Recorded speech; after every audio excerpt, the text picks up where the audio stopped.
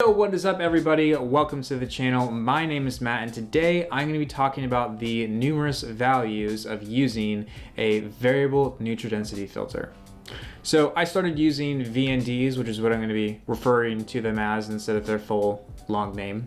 So I started using VNDs pretty recently, actually, when I started shooting more video and realized that I needed something that could work a lot faster and just be a little bit more easy to use than trying to switch between different types of filters all the time. If you're not familiar with variable neutral density filters, they're pretty much like the zoom lens kind of filters when it comes to neutral density filters, because a standard neutral density filter will have one stop to it. So you'll have a 3-stop, you can have a 5-stop, 6-stop, 10-stop, 15-stop, and that's about all they do. It's kind of like a prime lens. If you have a 35mm lens or a 50mm lens or a 24mm lens, that's pretty much all they're gonna be. But if you have a variable neutral density filter, what that means is you have all those different densities in one filter, and you're able to twist the filter on the ring like I have on this one here. You can just twist the ring and you'll see it get darker, and then you see it get brighter. And just like a zoom lens, just like zooming in and out, you twist the barrel one way and it zooms in, you twist it the other way and it zooms out, or however it works on your lenses. So that's kind of a quick and dirty and very fast way of explaining it, but that's kind of what I thought of the first time that I ever tried using a variable neutral density, is that it's pretty similar to using a zoom lens, you know, more one way and less the other. Having that ability to change your densities and having so many different densities of neutrality, I don't really know if that's the proper way to say it, but yeah, in one filter, just really lends to the true versatility of this filter. So I have this one here from Gobi.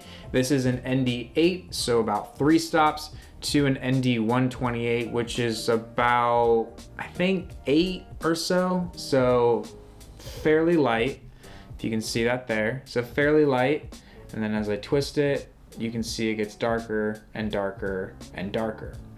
So these are really, really nice if you're filming or making videos in a situation where your lighting is constantly changing, whether it be going from a shady place to out in the sun, or you're going from inside where there's a room that's very brightly lit to somewhere that doesn't have a lot of light. You can open the lens up, open the filter up, or close the filter down. So this helps because you don't have to change your aperture, which is very, very nice, because if you're trying to kind of convey a certain type of tone or feeling to a shot and you have to keep changing your aperture and you can't really control that depth of field to get the emotion you're trying to get out of the shot, it's kind of frustrating. So having one of these will help mend that issue, because you can keep either at f1.8, f4, 5.6, whatever you're filming at for your aperture. You can just keep it there, and that's it. You just twist the filter to accommodate whatever you want to shoot for your aperture, and you can always move your ISO if need be to brighten things up, or just, you know, not increase the amount of sensitivity on the sensors. Another great versatile thing about this, and why it's really nice to have, is that if you are someone who is vlogging, if you are someone who is doing maybe kind of a documentary style work, and you're not working with a camera that has built-in variable or built-in neutral density filters, these are really, really nice to have when you're working on a time crunch, kind of very fast pace situation. If you're on vacation and you're trying to shoot some video and you can't be going into your bag or whatever, switching out filters all the time, because your family will just run away and not be patient with you, because very, very few times you will find someone who will actually wait for you as a photographer. Keep that person if you find them. But yeah, if you're on vacation or you're doing something like that where things are constantly changing, you know, you're not staying in one place for a long time, or you don't have time to really, you know, set up and execute like you normally would, these are fantastic for that reason, because you can just twist it, you know, get your exposure right, get your shot, move on to the next thing. So time, it saves a lot of time when you're using these as well. Another really good point about variable neutral density filters is their ease of use. I've been talking about how you can twist it one way and the other. to make it, you know, darker or lighter, and that's essentially it. There's not much else to it. It's very straightforward, very just, this is what it does, execute. And then you might be thinking, well, aren't circular polarizers kind of the same way? Sort of. Because with the circular polarizer, you have to have like a certain angle degree to the sun to have the most use out of the polarization, or else sometimes you'll have an image that has like one section of the sky that's, you know, polarized and the other half isn't, because the sun's at like a weird angle to where you are and taking the photo, so it doesn't always work that well. This isn't an issue with these. And actually, I'll show you on this one because it's a bit easier to see. You can, most of the time, they'll actually have little hash marks on them. I don't know if it's gonna focus. Let's see if it does. It probably won't because my face is still being shown.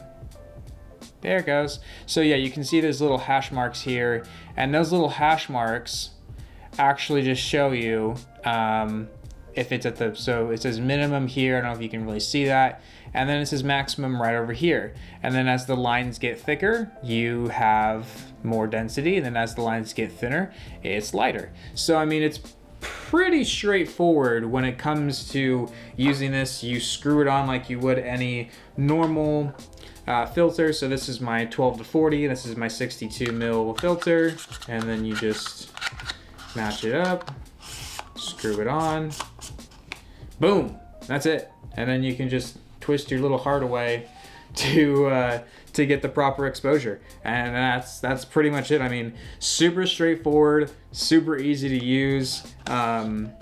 So that's another reason why I like using these so much, is because on top of that versatility, there's no like complication to getting it. There's really no, you know, roadblock of like, oh, you need to know this about this thing, how to operate it properly to get the best out of it. It's like, no, you just need to make sure that your exposure's right. That's pretty much it. And this is just helping you get there and achieving the look that you want. So ease of use is great.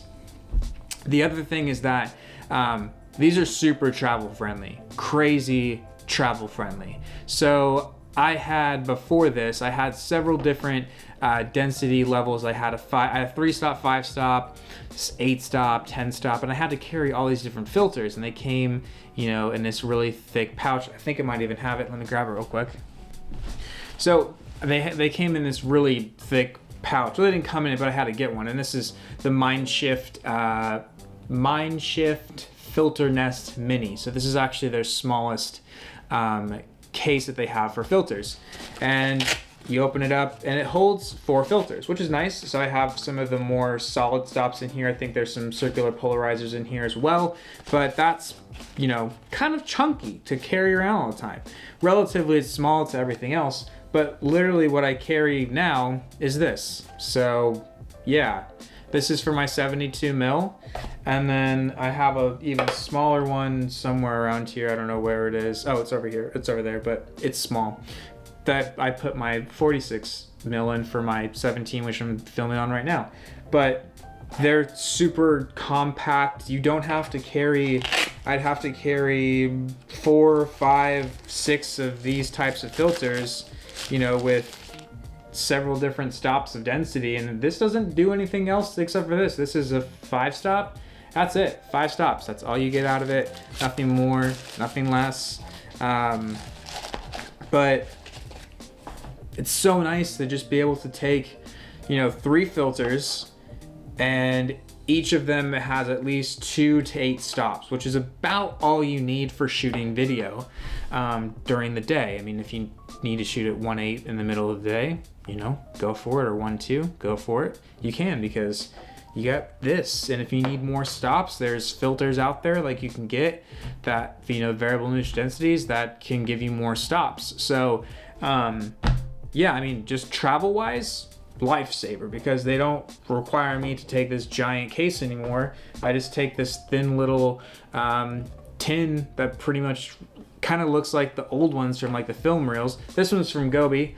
They actually ship all of their filters in these nice little cases, and they come with some foam insert, which is kind of nice, which makes it even easier, because when I got my ProMaster one, it kind of came in like a thickish plastic, didn't really work that well, didn't give me that much feeling of security. So having these, it's kind of nice. So there are some nuances with these. They're not bulletproof, they're not perfect. There are some things that they do that can kind of be annoying at times. So one of the things that you'll hear from people a lot is that variable nutridensities are worse than just doing a normal solid stop, kind of like a single 5-stop or a 3-stop or a 10-stop, because they do X out sometimes. And what I mean by that is you might get to, this one does it kind of like at around here-ish. I don't know if you'll be able to see it, probably not. I doubt it, so I'm not even gonna bother with it.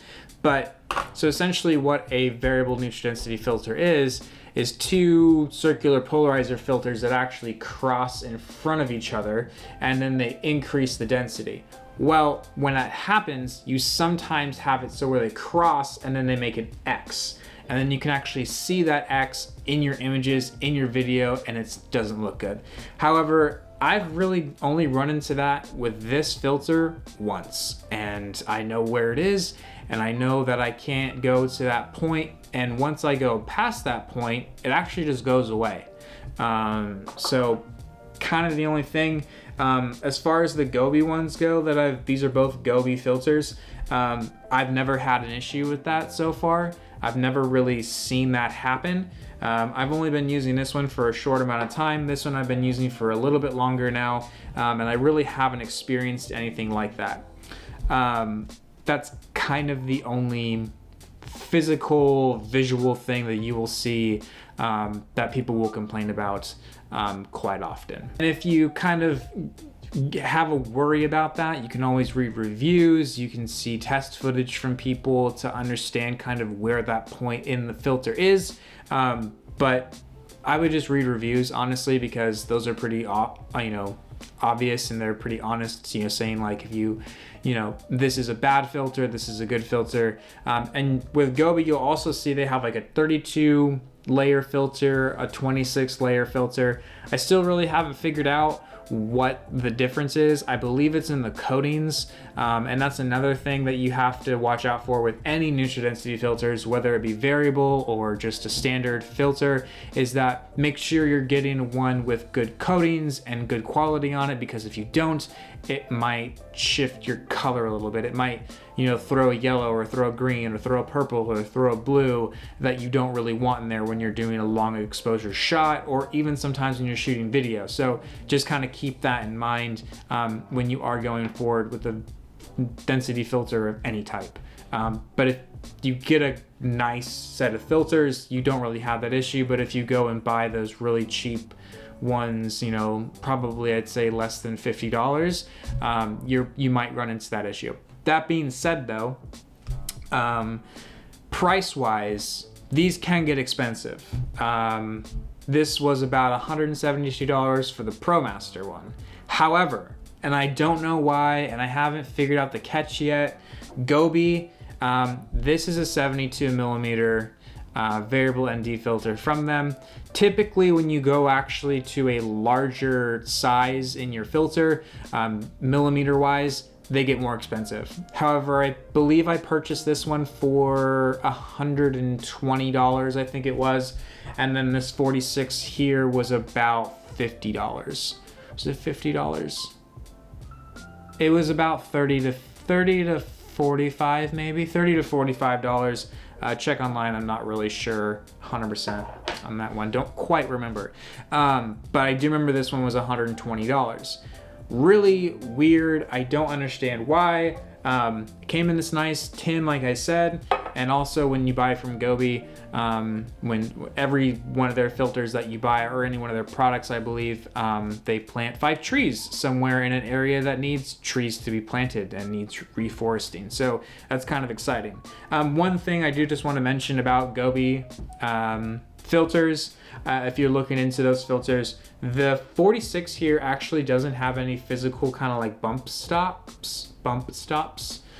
So when you go to the minimum, you can actually rotate past it and then you go back into the highest density, which is kind of weird and kind of annoying sometimes. It hasn't really bothered me all that much yet because I just don't really care. But it is kind of nice, like on this one.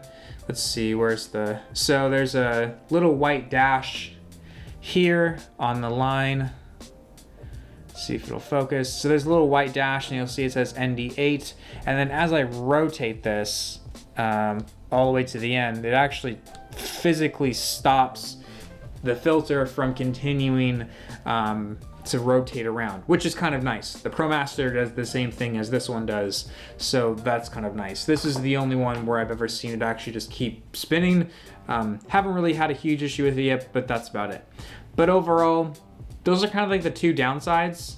The crossing, the Xing out, but really you can work around that and it's pretty easy to figure out once you kind of get a handle on it, like when that happens, and just kind of avoid that or change your aperture when you need to. And then the other thing is just they're kind of expensive, but when it comes to photography, everything's kind of expensive. So I think relatively though, compared to having to buy, you know, a 3-stop, a 5-stop, a 10-stop, a 6-stop, a 7-stop, you know, all these different filters that are taking up space, but they're also going to cost you money because those are in and of themselves expensive. So having one of these with having so many different stops in them is really nice. And it saves you a lot of money in the long run because you're not spending money on individual filters. You're spending money on one filter that you can use for a lot of different things. And this can be used for photography. This can be used for videography. It doesn't have any, you know, real limitations on how it can be applied. So yeah, I would definitely recommend ProMaster HGX Primes. Their filters are great. Or the Gobies. So far, so good. Really haven't had any weird color shifting or anything like that. Haven't run into the Xing problem yet, so that's really cool. There's a lot of other filter companies out there, Tiffin, B+W, Hoya. There's a million out there, but you know, kind of just play around, make sure when you buy from a company that you do have a good return policy so that if you do find that the filter is not quite to what you were expecting it to be quality-wise, then you can send it back or go to your local camera store.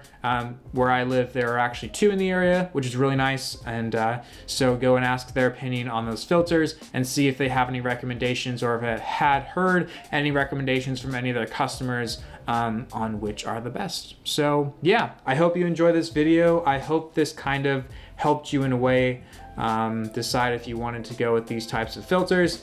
I've just been using them for a little while and I kind of just wanted to share my findings about them because I was actually pretty hesitant about using them myself when I first started. So yeah, thank you for watching and I hope to see you all next time. Have a great day, have a great holiday, and yeah, see you all next time. Bye.